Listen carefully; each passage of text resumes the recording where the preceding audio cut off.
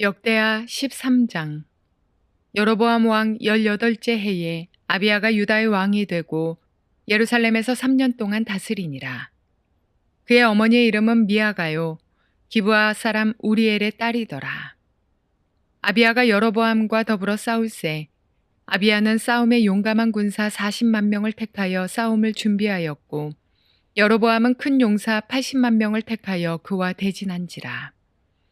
아비야가 에브라임 산 중 스마라임 산 위에 서서 이르되 여로보암과 이스라엘 무리들아 다 들으라. 이스라엘 하나님 여호와께서 소금 언약으로 이스라엘 나라를 영원히 다윗과 그의 자손에게 주신 것을 너희가 알 것 아니냐.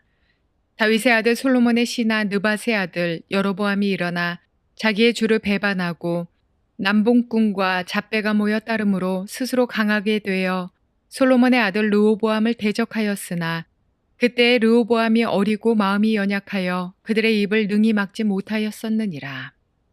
이제 너희가 또 다윗 자손의 손으로 다스리는 여호와의 나라를 대적하려 하는도다. 너희는 큰 무리요 또 여로보암이 너희를 위하여 신으로 만든 금송아지들이 너희와 함께 있도다. 너희가 아론 자손인 여호와의 제사장들과 레위 사람들을 쫓아내고 이방 백성들의 풍속을 따라 제사장을 삼지 아니하였느냐. 누구를 막론하고 어린 수송아지 한 마리와 순양 7마리를 끌고 와서 장립을 받고자 하는 자마다 허무한 신들의 제사장이 될 수 있도다. 우리에게는 여호와께서 우리 하나님이 되시니 우리가 그를 배반하지 아니하였고 여호와를 섬기는 제사장들이 있으니 아론의 자손이요 또 레위 사람들이 수종들어 매일 아침 저녁으로 여호와 앞에 번제를 드리며 분향하며 또 깨끗한 상에 진설병을 놓고 또 금 등잔대가 있어 그 등에 저녁마다 불을 켜나니 우리는 우리 하나님 여호와의 계명을 지키나 너희는 그를 배반하였느니라. 하나님이 우리와 함께하사 우리의 머리가 되시고 그의 제사장들도 우리와 함께하여 전쟁의 나팔을 불어 너희를 공격하느니라. 이스라엘 자손들아 너희 조상들의 하나님 여호와와 싸우지 말라. 너희가 형통하지 못하리라. 여로보암이 유다의 뒤를 둘러 복병하였으므로 그 앞에는 이스라엘 사람들이 있고 그 뒤에는 복병이 있는지라. 유다 사람이 뒤를 돌아보고 자기 앞 뒤에 적병으로 말미암아 여호와께 부르짖고 제사장들은 나팔을 부니라.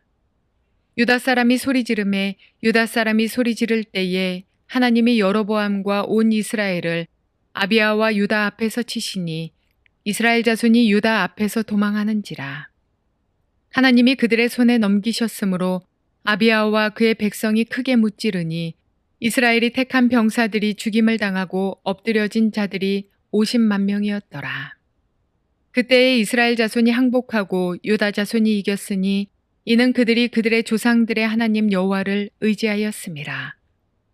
아비야가 여로보암을 쫓아가서 그의 성읍들을 빼앗았으니 곧 베델과 그 동네들과 여사나와 그 동네들과 에브론과 그 동네들이라. 아비야 때에 여로보암이 다시 강성하지 못하고 여호와의 치심을 입어 죽었고 아비야는 점점 강성하며 아내 14을 거느려 아들 22과 딸 16을 낳았더라.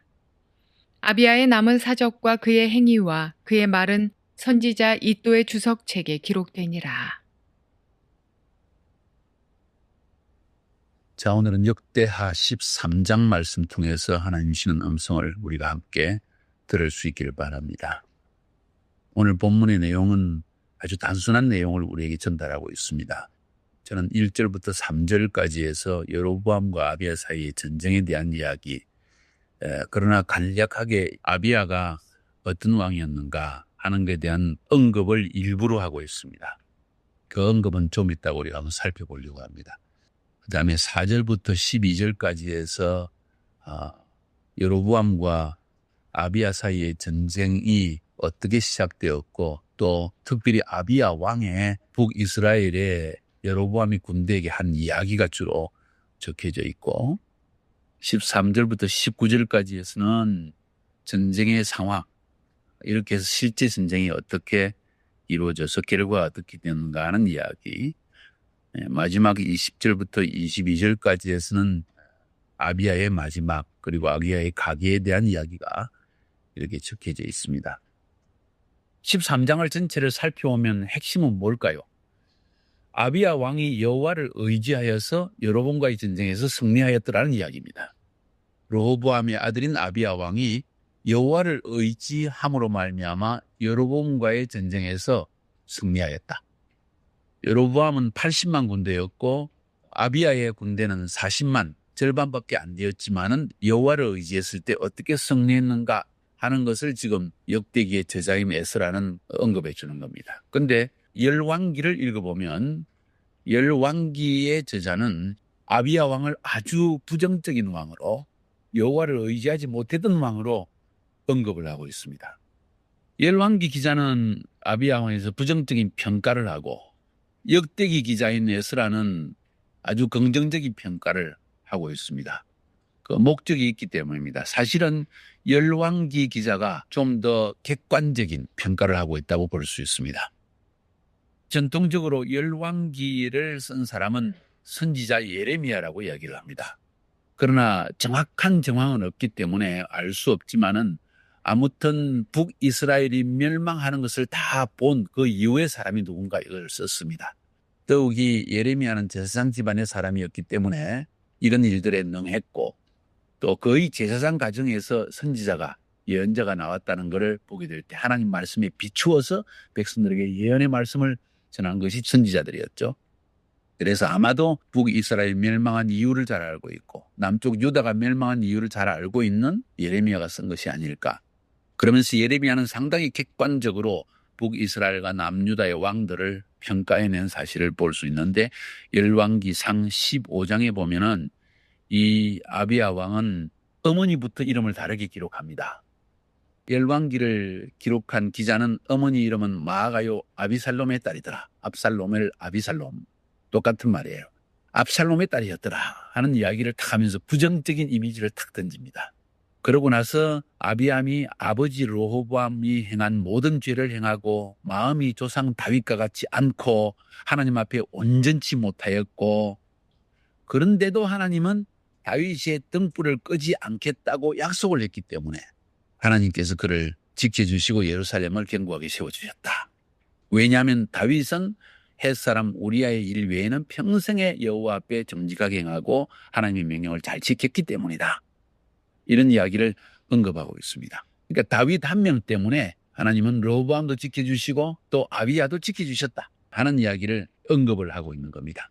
여기서 중요한 것은 그런 언급을 위해서 아비야 왕의 어머니를 마아가다, 압살롬의 딸이었다 하는 표현을 함으로 말미암아 부정적인 시각을 탁 던져줍니다. 사실은 이 역대기를 쓴 기자도 르호보암이 아내 18명과 첩 60명을 거느려 아들 28명과 딸 60명을 낳았으나 압살롬의 딸 마아가를 모른 처첩보다 더 사랑하여 르호보암은 마아가의 아들 아비야를 후계자로 세웠으니 분명히 역대기의 기자도 이 아비야의 어머니가 압살롬의 딸 마아가라는 사실을 알고 있는데도 불구하고 오늘 13장에 보니까 그 이름을 바꾸어서 미가야다. 기브아 사람 우리엘의 딸이다 하고 이렇게 적었습니다. 어떻게 해석할 수 있을까? 이 다른 사람 같이 보이는데 사실은 다른 사람이 아니라는 거죠. 압살롬의 딸 다말이 여기에 있는 기브아의 사람 우리엘과 결혼을 해서 딸을 낳았다는 거예요.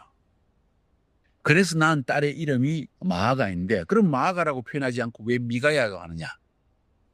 마아가라는 말은 어리석다는 뜻이에요. 압살롬의 딸 다말이 낳은 딸 마아가, 마아가는 어리석은 딸이다. 이런 뜻이 되어버립니다. 그런데 그 이름을 미가야라고 이름을 바꿉니다. 유대인들은 자음은 있고 모음이 없습니다.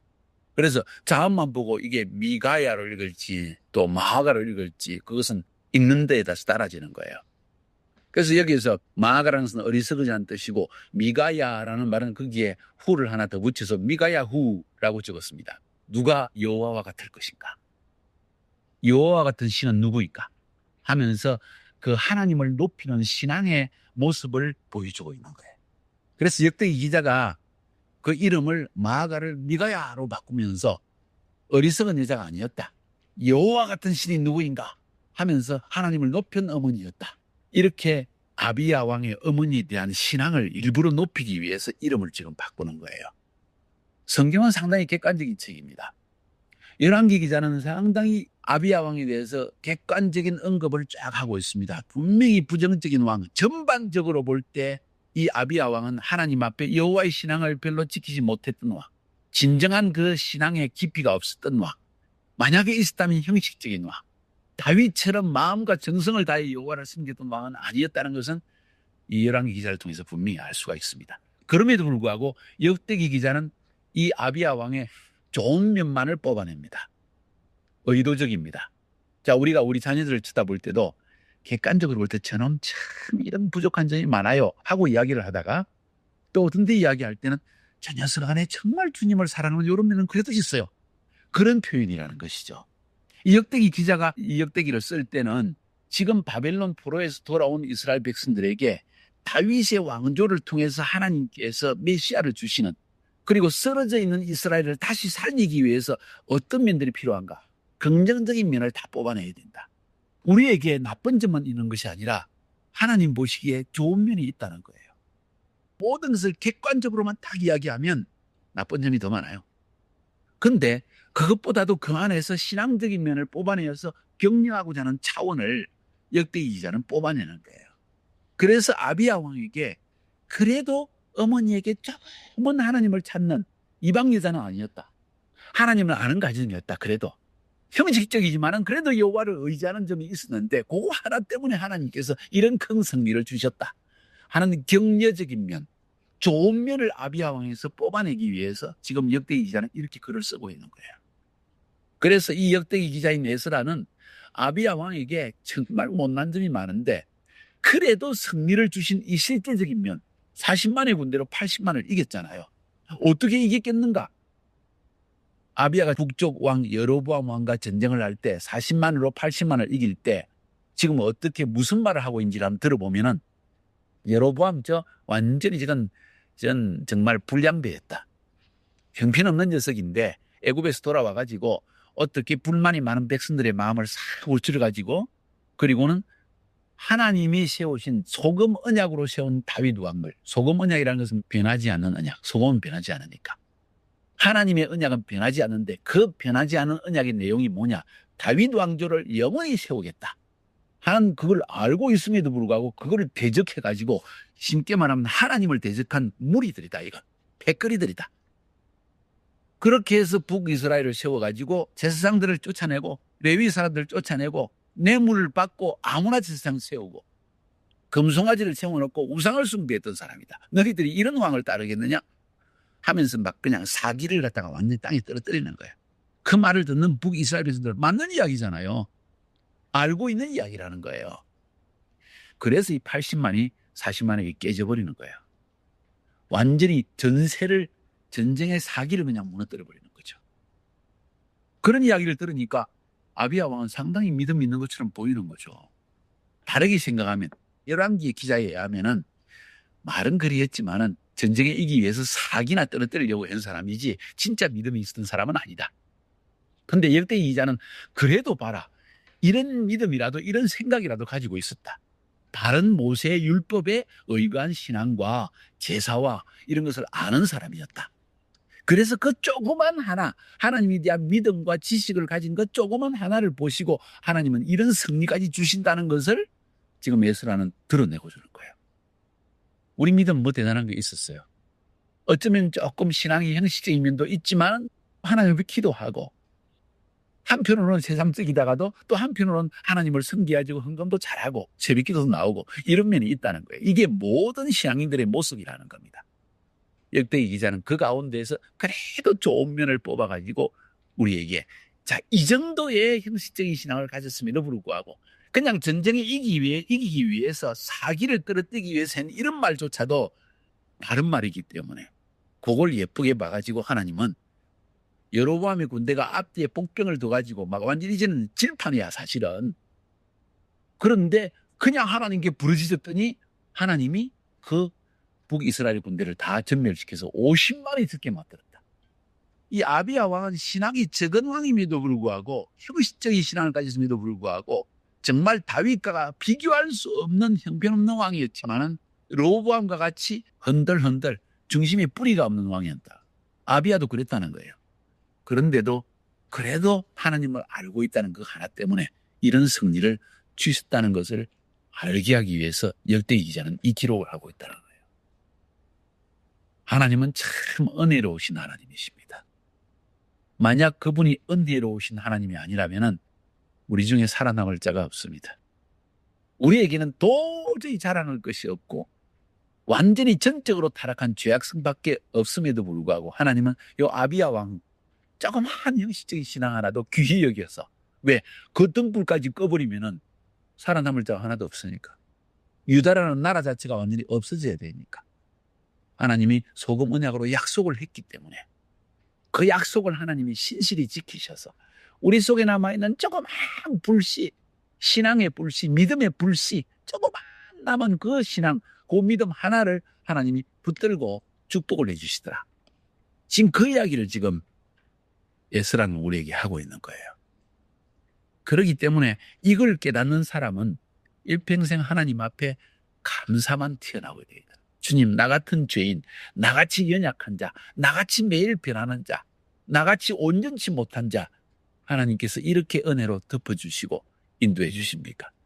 그래서 진짜 영적인 사람은 어떤 사람이냐? 자신의 죄악성을 깊이 깨닫는 자, 넘어지고 또 일어서고 넘어지고 또 일어서고, 이 하나님의 한량없는 은혜 때문에 넘어지고 또 일어서고, 그러면서 깨닫는 것이 하나님의 은혜가 없었으면 나는 옛날에 이미 완전히 무너진 자이다. 하나님의 은혜를 강하게 붙드는, 그래서 그 은혜로 나를 지켜달라고 하는 그런 믿음이 우리 속에 일어나게 되어 있다는 거예요. 이게 진정 하나님 앞에 거듭난 자의 모습이라는 것. 아비야 왕, 참 부족한 왕이지만 하나님이 은혜로 붙들으신 왕이다는 이야기를 지금 하고 있는 거예요. 그 속에 있는 조그만 형식적인 신앙도 하나님이 귀히 여기셔서 20절부터 22절까지 보니까 아비야는 점점 강성하여 아내도 많이 거느리고 긍정적으로 또 이야기를 했습니다. 물론 왕으로서 많은 아내를 거느려서 안 되는데도 불구하고 하나님이 점점 강성하게 하셨다. 에스라는 그렇게 아비야에 대한 긍정적인 기록을 남기는 거예요. 사실 하나님은 은혜로우시다는 것을 이야기하는 거예요. 자, 오늘 이 말씀 가지고 여러분이 한번 나누면서 본문을 통해서 깨달은 내용들이 무엇인가 한번 느껴보시기 바랍니다.